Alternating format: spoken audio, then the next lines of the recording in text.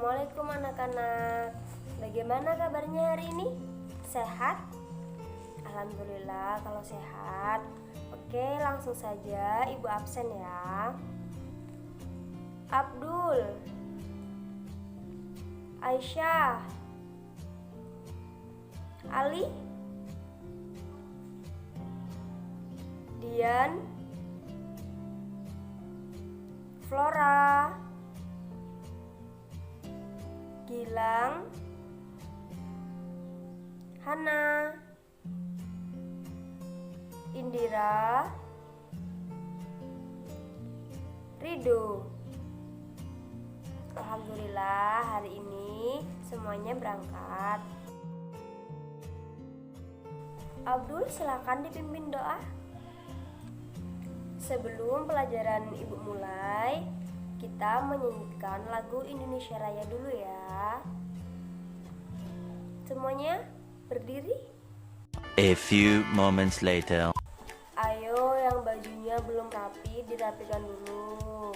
Itu dasinya yang masih mencong-mencong dibenerin dulu. Terus sampah tuh yang di bawah itu diambilin ya. Jangan sampai ada yang berserakan di bawah itu. Hari ini kita akan belajar tema 8 tentang lingkungan sahabat kita. Subtema 1, manusia dan lingkungan. Langsung saja ya, dibuka halaman 1. Perhatikan gambar yang di atas itu gambar apa? Ya, gambar persawahan. Lalu gambar yang di bawah apa? Ya, seorang anak-anak sedang menanam tanaman. Fakta-fakta apa sajakah yang ditunjukkan gambar-gambar tersebut? Ya, pada gambar di atas menunjukkan lingkungan yang indah berupa area persawahan yang subur. Kemudian gambar yang bawah menunjukkan anak-anak usia SD sedang menanam bibit tanaman. Lalu, apakah lingkungan berguna bagi manusia dan mengapa? Ya, tentu saja lingkungan berguna bagi manusia karena lingkungan menyediakan semua kebutuhan hidup manusia. Selanjutnya, apakah keuntungan yang diperoleh manusia jika menjaga lingkungan?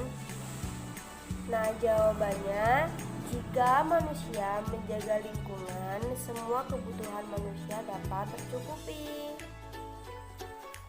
Apakah akibatnya jika manusia tidak jaga lingkungan?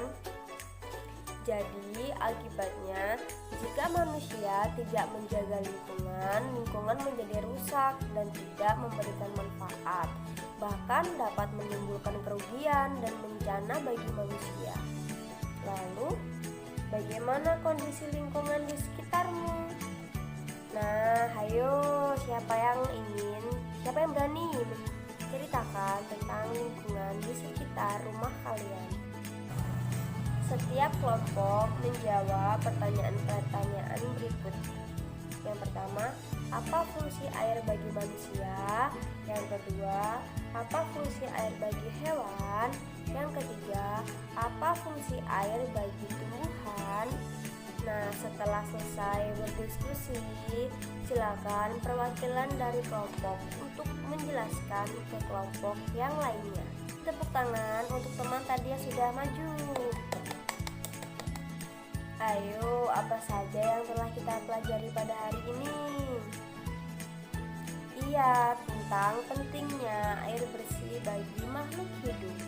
Kang Ibu akan menyimpulkan materi yang telah kita pelajari pada hari ini ya.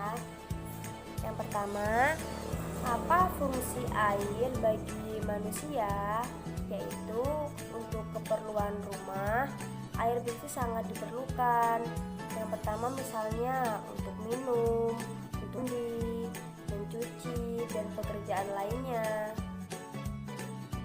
Kalau untuk tumbuhan, air berfungsi sebagai bahan baku tanaman dalam proses fotosintesis dan juga dapat menjaga kelembapan tumbuhan agar tidak layu. Nah, pada pertemuan selanjutnya, Ibu akan menjelaskan tentang siklus air. Sekarang Ibu akan menilkan tentang proses siklus air kalian. Perhatikan baik-baik ya.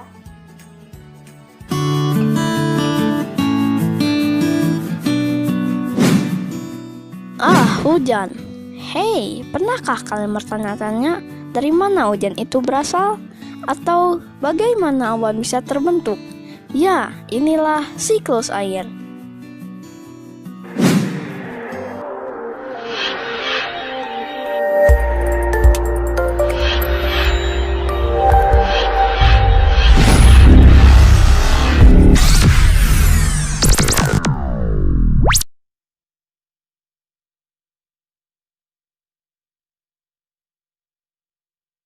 Hujan itu terjadi karena perputaran air di bumi. Awalnya dari air lautnya menguap karena terkena sinar matahari. Uap tersebut terus naik ke atmosfer. Setibanya di sana, uap tersebut mengembun lalu berubah menjadi titik-titik air yang akan membentuk gumpalan awan yang kecil. Awan yang kecil itu semakin lama akan berubah menjadi awan yang besar. Awan besar tersebut semakin lama semakin banyak berisi titik-titik air sehingga terlalu berat untuk berada di udara. Saat inilah titik-titik air itu dijatuhkan ke bumi dalam bentuk tetesan-tetesan air yang kita sebut hujan. Hal itu terus terjadi berulang-ulang. Memang hujan sangat dibutuhkan oleh semua makhluk hidup. Jika hujan tidak datang, tentu makhluk hidup akan kekurangan air.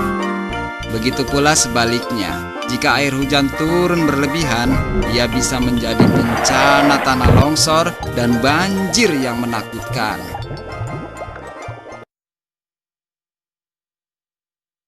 Dari mana hujan itu berasal? Atau bagaimana awan bisa terbentuk? Ya, inilah siklus air. Di saat matahari memanaskan lautan, air menjadi uap air dan naik ke udara. Proses ini disebut dengan penguapan atau bisa disebut evaporasi. Ketika uap air itu mencapai langit, uap itu akan berubah menjadi tetesan air kecil. Tetesan air ini bersama dengan berbagai gas dan partikel debu bersatu membentuk awan. Ini dikenal sebagai kondensasi. Kalian juga bisa melihat penguapan ini di rumah. Lihat saja ketika kalian atau orang tua kalian sedang memanaskan air. Ketika kalian membuka tutupnya, setelah beberapa saat, kalian akan melihat tetesan-tetesan air di tutupnya. Itulah kondensasi. Ketika awan terlalu berat dan tak bisa menahan air lagi di dalam, awan itu langsung mengeluarkan hujan es dan salju. Ini dikenal sebagai presipitasi. Saat hujan, air dikumpulkan di lautan, danau, dan sungai. Air yang turun dari langit akan terserap juga oleh tanah dan menjadi air tanah. Tahukah kalian bahwa tanaman pun berkeringat? Itulah yang disebut transpirasi. Itulah sebabnya hujan lebih banyak di tempat-tempat yang banyak pohonnya, seperti di perbukitan dan hutan. Jadi, siklus air adalah proses yang berkelanjutan, evaporasi, transpirasi, kondensasi, dan presipitasi.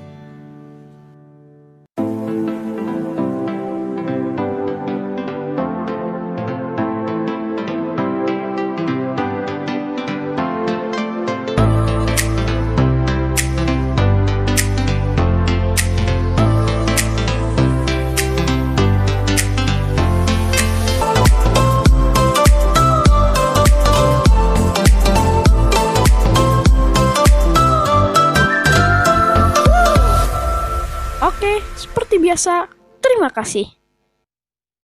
Oke, sebelum pulang silakan kalian pungut sampah yang di bawah kalian itu ya. Kemudian periksa jika di laci masih ada sampah-sampah, sekalian dibuang ke tong sampah. Ayo Ridho pimpin berdoa. Jalannya sudah habis, langsung saja Ibu tutup ya. Ibu akhiri. Assalamualaikum warahmatullahi wabarakatuh.